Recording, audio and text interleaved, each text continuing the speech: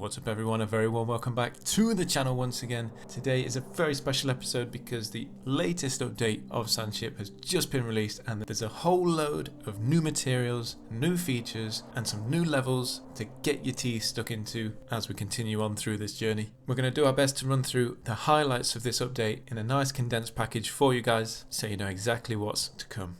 So the more eagle-eyed of you might have noticed that the level cap has been increased to level 20. That gives us 5 more levels to work towards. And you might see in the top right hand corner here that the credit cap has been increased to 150, which means we can get some more levels unlocked on our storage capacities and also upgrading our buildings as well. Now let's take a dive into the research tree and we can see straight away here that the first introductions of organic production has been introduced with this algae, and this is going to be key as we go into the later levels and as we need to produce more complex materials. So a great addition, and we hope there'll be more organic material to come through later on.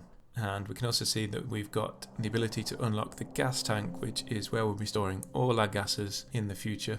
Moving on to level 17, and we've got the first introductions of the heat and ice gun here. Been very sought after by the community, and this may allow a little bit more flexibility when you're creating your designs to potentially increase the outputs overall, reducing the amount of time it's going to take to heat and cool your materials. And we can see down at the bottom here we've also got another new material here, titanium, and subsequently titanium powder as well.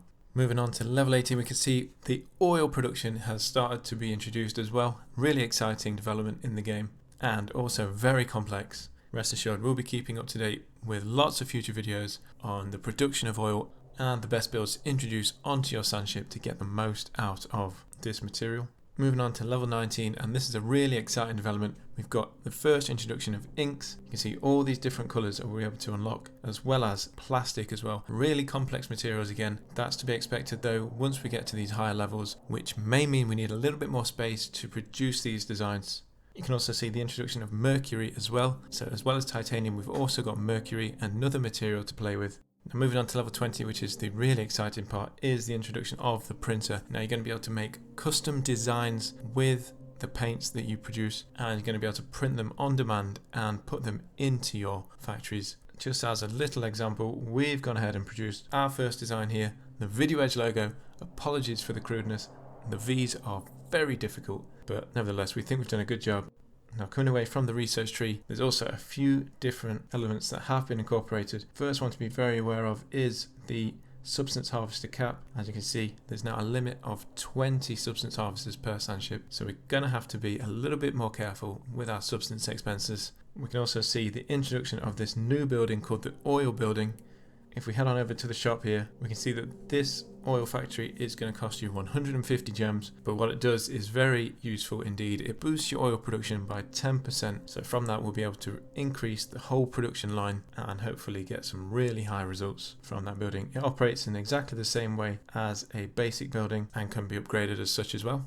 Now if we jump into our in-transit storage here, we can see there's additional folders now for all those grouped materials. If we jump into the gas canisters here, we can see there's multiple different variations of these canisters saved in these folders. Now one important thing to stress, this is a combined storage cap of all of these materials. So we can see we've got a 12k storage cap. Now that's spread across all these 4 different canisters themselves. It's not 12k per canister, it's 12k accumulative. So one thing to be wary of when you're producing these is maybe not to produce too much and keep an eye on those capacities as they start to increase. One final thing that we do want to mention as well is there has been some changes to the price of materials. Now we can see that sulfur has been reduced quite a lot. However, the introduction of titanium and mercury has increased those expenses. So if we jump into our previous cache builder, we can see we're only producing a little over 12 coins per second, whereas before we were getting over 30 per second. So a reduction there in the amount of credits you can produce per factory, and it might take us a little bit longer to accumulate those credits going forward. You might have seen as well that our Sandship looks a little bit bigger now, because at level 20 you can increase the size of your Sandship. So now we're sporting a